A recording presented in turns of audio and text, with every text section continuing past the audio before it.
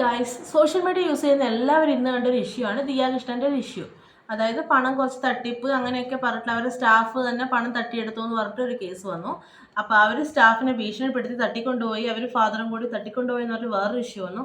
അപ്പോൾ രണ്ട് ഇഷ്യൂവിനകത്തും നമുക്ക് സത്യം എന്താണെന്ന് അറിയില്ല. പക്ഷേങ്കിൽ അത് പൊളിറ്റിക്കലി കണ്ടിട്ട് അതിനകത്ത് കുത്തിത്തിരിപ്പ് ഉണ്ടാക്കാൻ നോക്കുന്ന കുറേ ആൾക്കാരുണ്ട്. അപ്പോൾ ഈ കമൻറ്റ് ബോക്സ് തന്നെ നോക്കിയാൽ അറിയാം. അതായത് ന്യൂസ് ഇന്ത്യ ആയാലും ഇൻസ്റ്റാഗ്രാം അവരതിനെപ്പറ്റി വീഡിയോ ചെയ്തിട്ടുണ്ടായിരുന്നു. അതിൻ്റെ കമൻറ്റ് ബോക്സ് ആയാലും നോക്കിയാൽ അറിയാം.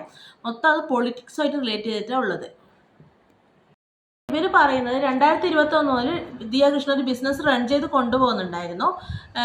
അവർ തന്നെയാണ് അതിൻ്റെ ഫുൾ കാര്യങ്ങളും ചെയ്തുകൊണ്ടിരുന്നത്. നമ്മൾ വീഡിയോ കാണാറുണ്ട്. ഞാൻ അവരെ ഫോളോ ചെയ്യുന്നൊരു വ്യക്തിയാണ്. അപ്പോൾ പ്രഗ്നൻ്റ് ആയതിനു ശേഷം ഒരു സ്റ്റാഫിനെ കാര്യങ്ങൾ ഏൽപ്പിച്ചെന്നും ഓഡിറ്റിങ് വന്നപ്പോൾ കുറേ ക്യാഷിൻ്റെ ഡിഫറൻസ് കണ്ടു. അപ്പോൾ അവർ നടത്തിയൊരു എൻക്വയറിയിലാണ് 69 ലക്ഷത്തോളം രൂപയുടെ ഷോർട്ടേജ് കണ്ടുപിടിച്ചതെന്നും പറയുന്നുണ്ട്. അപ്പോൾ അഹാന കൃഷ്ണയുടെ അതുപോലത്തെ ഒരു ഫാമിലി, ആ ഫാമിലിക്ക് ഒരു സ്റ്റാഫിൻ്റെ കയ്യിൽ നിന്ന് 8 ലക്ഷം രൂപ തട്ടിയെടുക്കേണ്ട ഒരു ആവശ്യം ഉണ്ടായിരുന്നെന്ന് കേൾക്കുന്ന ആർക്കും ആ ഒരു ലോജിക്ക് അങ്ങോട്ട് മനസ്സിലാകുന്നില്ല. കാരണം എന്ന് വെച്ചാൽ ഇപ്പോൾ സ്റ്റാഫ് പറയുന്നത് അവർ തട്ടിക്കൊണ്ടുപോയി അവരെ കയ്യിൽ നിന്ന് 8 ലക്ഷം വാങ്ങി അതിന് പ്രൂഫ് ഉണ്ടെന്നാണ്.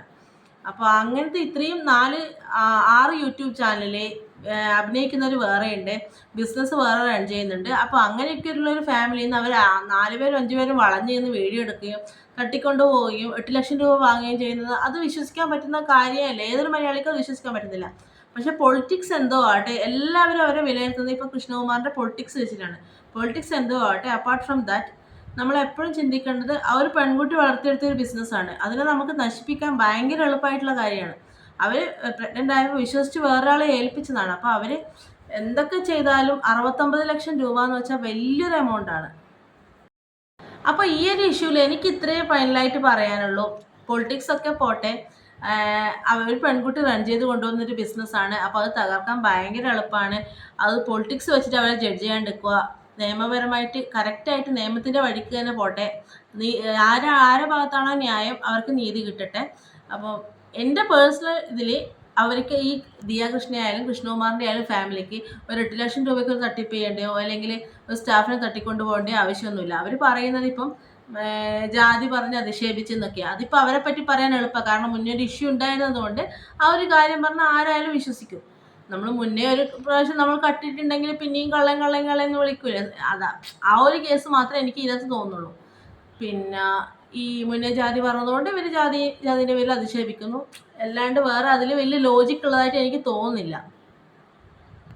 യുടെ ബിസിനസ്സായ ഓബയോസിക്കെതിരെ ഇതിന് മുന്നേയും കുറച്ച് പ്രശ്നങ്ങൾ ഉണ്ടായിട്ടുണ്ട്. പക്ഷേ ഇങ്ങനത്തെ ഇഷ്യൂ എല്ലാം ആദ്യമായിട്ടേ കേൾക്കുന്നത്. അവരെ പ്രൊഡക്റ്റിനെ പറ്റിയിട്ടും പ്രൊഡക്റ്റ് ഡാമേജ് ആയി അങ്ങനത്തെ ഇഷ്യൂസൊക്കെ കേട്ടിട്ടുണ്ടെങ്കിലും ഈ ഒരു പണത്തിൻ്റെ ഇഷ്യൂ ആദ്യമായിട്ട് കേൾക്കുന്നത്. അതായത് QR കോഡ് കടയിൽ പർച്ചേസ് ചെയ്യാൻ വരുന്ന സ്റ്റാഫിനോട് QR കോഡ് വർക്ക് ചെയ്യുന്നില്ല എന്ന് പറഞ്ഞിട്ട് സ്റ്റാഫ് അവരുടെ QR കോഡ് കാണിച്ചു കൊടുത്തിട്ട് അതിൽ പൈസ വാങ്ങിക്കുന്ന ഒരു അലിഗേഷനാണ് ദിയ കൃഷ്ണ പറഞ്ഞിട്ടുള്ളത്. പിന്നെ സ്റ്റാഫ് പറഞ്ഞിട്ടുള്ളത് അവരെ ഭീഷണിപ്പെടുത്തി തട്ടിക്കൊണ്ടുപോയി 8 ലക്ഷം രൂപ വാങ്ങി എന്നുള്ളതാണ് പറയുന്നത്. ദിയ കൃഷ്ണയും കൃഷ്ണകുമാറും പറഞ്ഞിട്ടുള്ളത് 69 ലക്ഷം രൂപ സ്റ്റാഫ് തട്ടിയെടുത്തു എന്നാണ് പറയുന്നത്.